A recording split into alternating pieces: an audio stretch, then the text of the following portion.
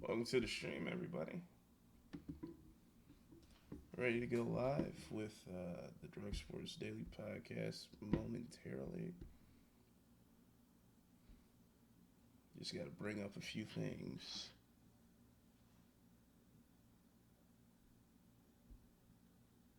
Mostly just bringing up box scores and stuff so I know what I'm talking about.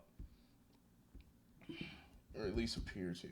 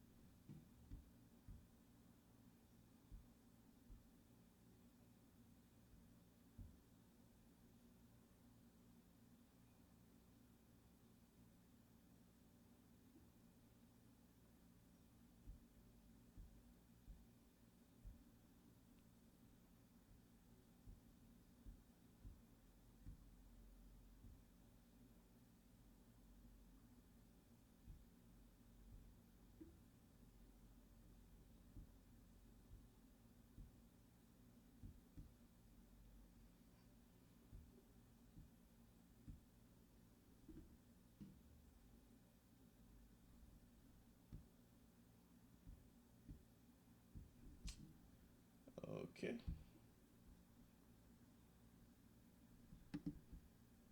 Just about ready.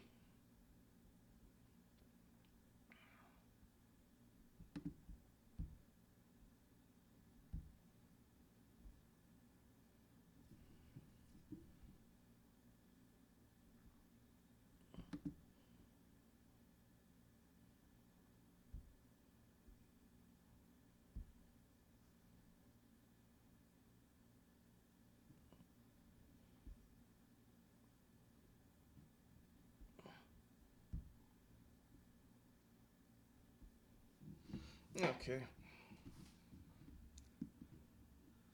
I am hitting record in three, two, one. You're listening to Direct Sports Daily, your source for a fresh new take on all the latest headlines from the world of sports.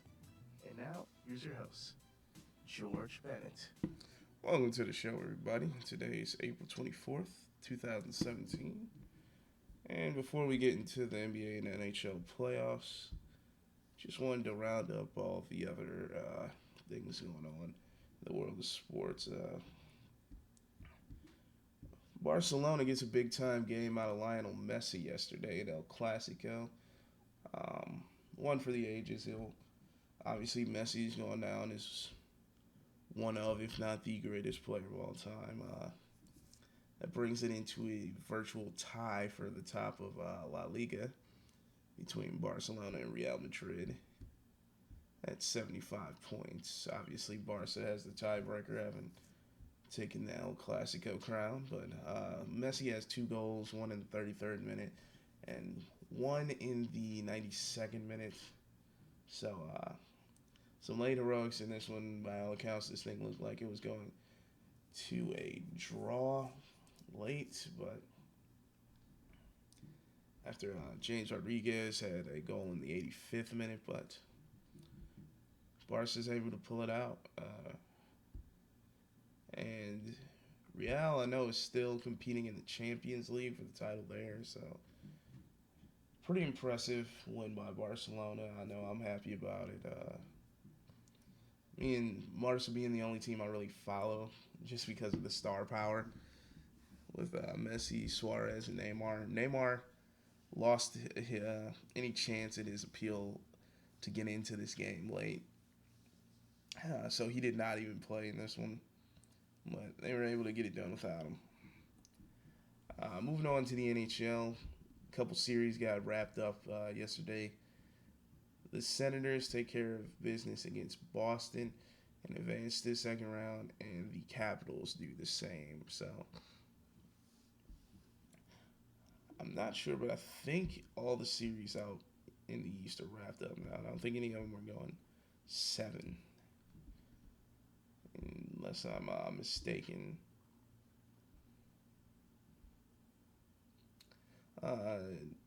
Doesn't appear to be. Yeah, Minnesota gets knocked off by the Blues in 5, so top two seeds in the West end up going down. The Rangers end up knocking off the Canadiens. Pretty poor showing by the Canadiens, having won their division and then going out in the first round. Same with the Wild. And the Oilers end up knocking off the Sharks, so we'll get to see more of Connor McDavid in the playoffs, which is pretty exciting.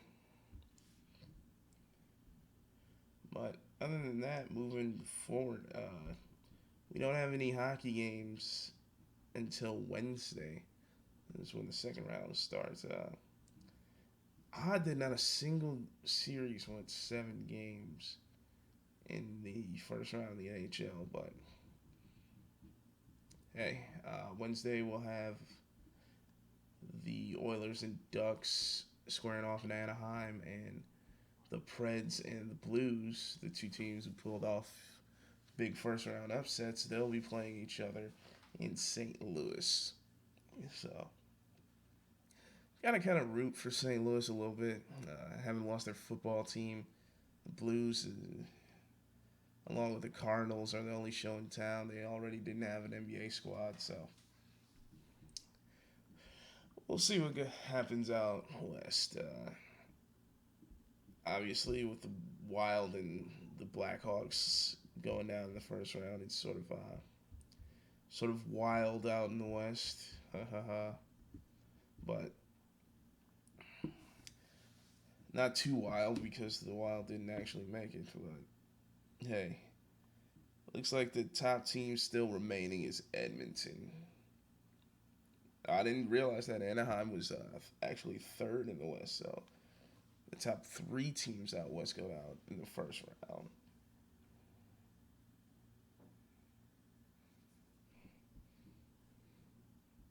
I'm getting Anaheim and San Jose confused. Sorry, one of those California teams, California cities that doesn't need a hockey team. How many hockey teams do you need in California?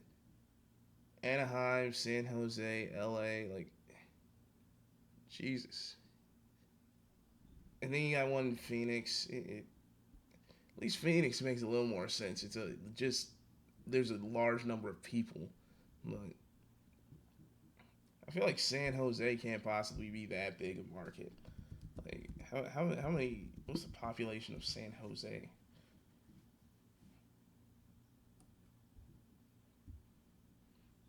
Yeah, this is a tremendous use of time on the podcast, looking up the population of San Jose, California.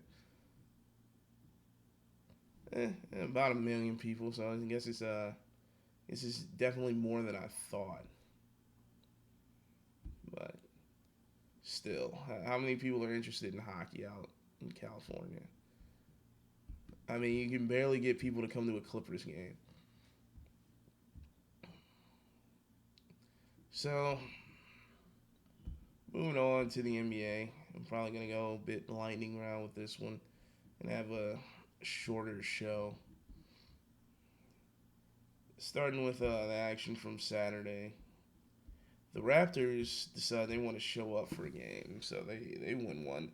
This series is so confusing to me. It's been very back and forth. It's one team will show up one night, one team will show up the next. Just I don't know what the Raptors and Bucks are doing, but I think it's pretty clear like neither one of those teams is ready to face Cleveland in the second round. And Cleveland's not. We haven't even seen Cleveland's true form. They're not even playing their best basketball yet, and it's clear neither one of these teams are. But more about Cleveland later. The Hawks managed to just dominate in Game 3. That was sort of the theme with teams down 2-0. Once it got to Game 3, they kind of just showed up. With the exception of the Trailblazers. But yeah, teams down 2-0 just kind of showed up in Game 3 for the most part across the NBA. Uh, really huge game by Paul Millsap. He has 29, 14, 5 assists, and the Hawks just roll in this one. I don't see them coming back and winning this thing, but hey, this has been like just how it's been.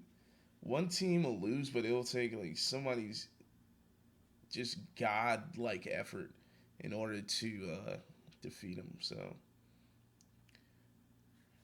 I think the Wizards will take the next couple and wrap this up. I could be wrong. I was certainly wrong when I thought that would happen with the Spurs. That series is now tied up 2-2, despite like Kawhi Leonard literally doing everything he could to make sure it wasn't. Uh, Supporting cast kind of let him down in this one. Not a whole lot. Like Tony Parker, he's gotten to the point they can't even play him in the fourth quarter anymore. Um, Even though he had 22 points in this one, it was, believe me, it was a pretty quiet 22 as much as you can say that. Down the stretch, they mostly went with Patty Mills,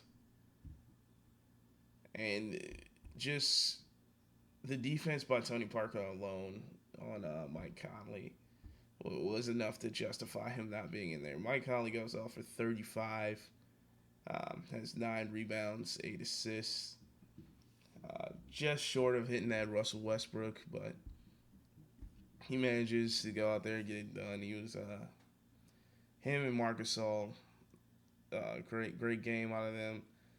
Didn't think we would see this going back to San Antonio tied 2-2, but Spurs,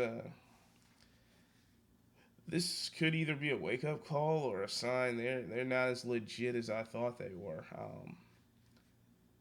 We'll see what happens in the second round against what will likely be Houston, but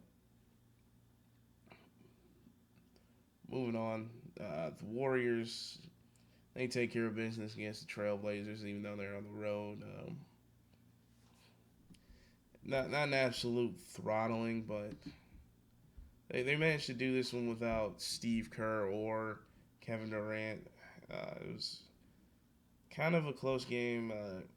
Trailblazers led a good chunk of this one, but then the Warriors managed to pull away late, end up winning by 6. The just the injuries are starting to pile up for the Warriors, and it doesn't seem to matter. You got McAdoo out, Durant, Jones, Livingston, and it doesn't seem to matter at all. Um, you think McAdoo and Jones would be getting some playing time with both Durant and Livingston out, but no, they're sticking with their same rotation. They've just shortened it.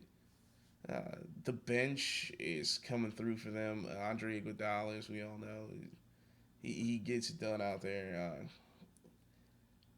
But JaVale McGee managed to show up in this one, and he had 14 points and 4 rebounds off the bench. So, good to see him getting a little time to shine after the whole quote unquote bullying between him and Shaq, and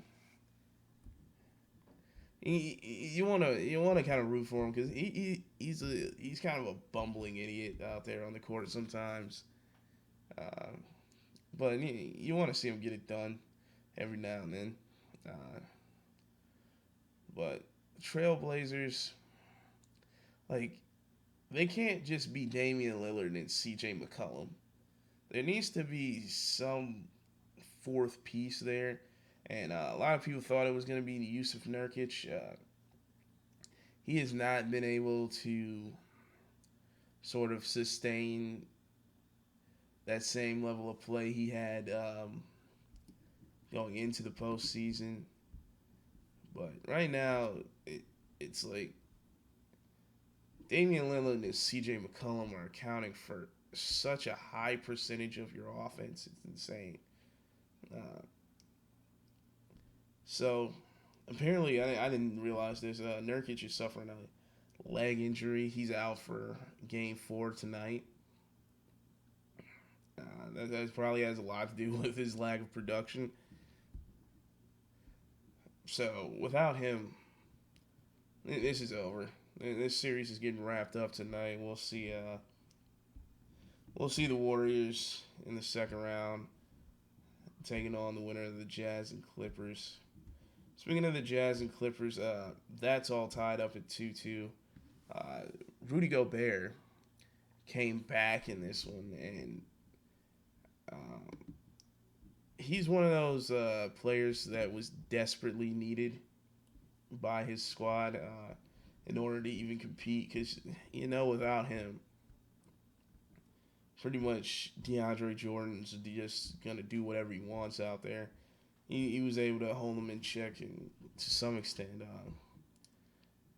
DeAndre only had 10 rebounds instead of I think he was averaging like 14 or something like that in this series. But Rudy Gobert pulls down 13 of his own. So um, this is a huge shift. The Jazz get Rudy Gobert back, and the Clippers lose Blake Griffin. Um, I don't think there could be a greater swing in things than that exchange right there. But we'll we'll certainly see. Uh, Going forward, I don't think the Clippers can compete with the Jazz if they have a healthy Rudy Gobert with no Blake Griffin. Um, Maurice Spates, there's a reason he comes off the bench. You gotta acknowledge that. Chris Paul, he's trying his best out there. He puts up 27 and 12, but you get 25 from Jamal Crawford off the bench, and it's just not enough. You need somebody banging inside. You get out rebounded by 11, and I think it's safe to say that margin is at least somewhat, at least a little closer with Blake Griffin in the game. You got DeAndre Jordan, who probably looks for his offense a little less with Blake Griffin on the floor. Probably is able to box out easier. Not necessarily saying that Blake Griffin is a better rebounder than Maurice Spates. I don't think like Blake Griffin. He's a good rebounder. He isn't DeAndre Jordan, but when you free up DeAndre Jordan to just focus on what he does best in his game, not have to look for his offense as much. Like I said, it creates a different dynamic. Some words I never thought I would say again ever. This Rajon Rondo injury has been so key to this entire Celtics Bulls injury, and it's pretty much just turned around the entire series because no one can play point guard for the Bulls right now. It's insane. They got Isaiah Kanan out there trying to do the job most of the time, and it is not paying dividends for them in the least bit. Jerry and Grant, he's not the answer. He actually goes 0 for 3 from the field and only plays 5 minutes. So you can tell Fred Hoiberg had a quick hook with him. Michael Carter Williams, remember back when he was a thing? You think with him, like he could just insert him in there, but no. The point guard position is just, I, for the Bulls, it is just non-existent. Jimmy Butler can't do it all on his own. Wade, I don't think At this point in his career, he can't create like he used to. He can't create his own shot in the same manner that he used to. But don't know what the Bulls are gonna do. Isaiah Thomas, his lack of defense is unable to get exposed without a quality point guard who can take advantage of it. Jeez, the siren's really loud outside, but yeah, Isaiah 33 points in this one, 7 assists. He did what he does. Uh, Even had Kelly Olynyk getting in on the action with 10 points off the bench. So weird series. The fact that this was close to begin with surprised me, and the fact that Rajon Rondo is the catalyst behind it all. Celtics they'll probably escape from this one in 6 now. Doubt this will go to 7. I definitely see them taking home court back. I'm guessing this series plays tomorrow night. But interesting nonetheless. The Rockets. Speaking of going from one series where I had no idea it was gonna turn out the way it did to a series I predicted exactly would turn out like this. I thought the Rockets would take this one in 5. Thunder would take Game 3, and it looks like that's what's gonna happen because it's headed back to Houston with a 3-1 lead for the Rockets. Nene, of all people, comes up big yesterday. I saw the beginning of this one and didn't get to see the end of it. Every game starts out eerily similar. In the first quarter, the Thunder are just dominating to a certain extent, um, and then around halftime, it's a very close game. Third quarter gets played pretty even, and then Houston just somehow pulls away in the fourth. Um, and it seems like that's how all 4 games of this series have gone, with the exception of Game 3. Houston was unable to get it done late in that one. But one thing, if you're Ryan Anderson, you have to be pretty happy with your teammates because, like, he has not been producing and it hasn't been exposed as much just because his team's been winning. Um, as far as that's concerned, you're kind of getting the same thing out of Clint Capella too. You haven't seen too much out of him either, but yeah, that's extremely weird. I'm looking at the box score on ESPN, and for some reason Nene isn't even on here, even though he clearly played in the game and came up pretty big. He isn't listed in the box score at all. That that, that is strange. But anyway, uh, another Russell Westbrook for Russell Westbrook. That's why they call it the Russell Westbrook. 35, 14, and 14. I think heard some stat thrown out there like he's like the third leading rebounder in the playoffs. Um, but I get he's a great player. He should not be pulling down more boards than Steven Adams. Like Steven Adams, what are you doing? There was a very heated exchange between Russell Westbrook and a reporter yesterday. And check that out if you're interested. But the reporter asked Steven Adams a question about how the Thunder can't get it done when Russell Westbrook isn't out there on the court, and Russell Westbrook just took some exception to those comments,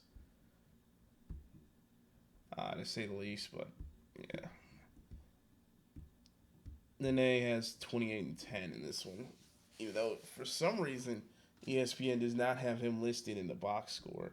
They have him listed under the top performers right next to the score. But Yeah, LeBron James, he goes out there, puts up 33, 10, and 4 assists, and the Pacers get knocked out again.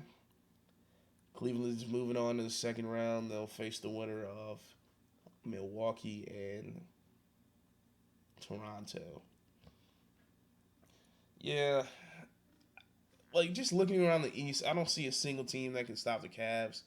Nobody's playing good basketball right now in the East, and the Cavs, their bad is better than your bad. At the end of the day, everyone out east is just they're not playing too hot, and the fact of the matter is the Cavs are just more talented than everybody else. So when they play poorly, it doesn't shine as much. The Pacers probably are playing some of the best basketball in the Eastern Conference right now, and you couldn't tell because they ran into the juggernaut that is the Cleveland Cavaliers. But yeah, this Pacers team probably one of the best teams to ever be swept in the first round. But that's gonna about do it today. I'm gonna have to cut the show a bit short. But there is a little bit of NFL news coming out.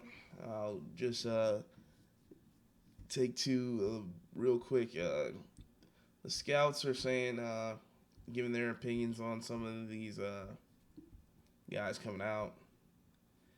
The scouts are picking Deshaun Kaiser, and 9 out of 16 of them are saying he's the most likely quarterback to bust.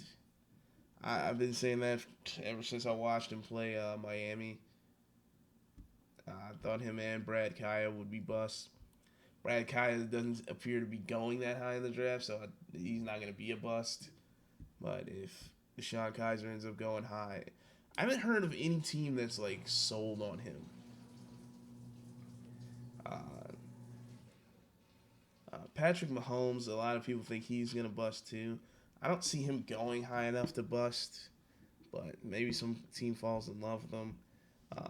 Deshaun Watson, people think he's going to be. The scouts say he'll be the top quarterback this next year. 6 out of 16 scouts say that.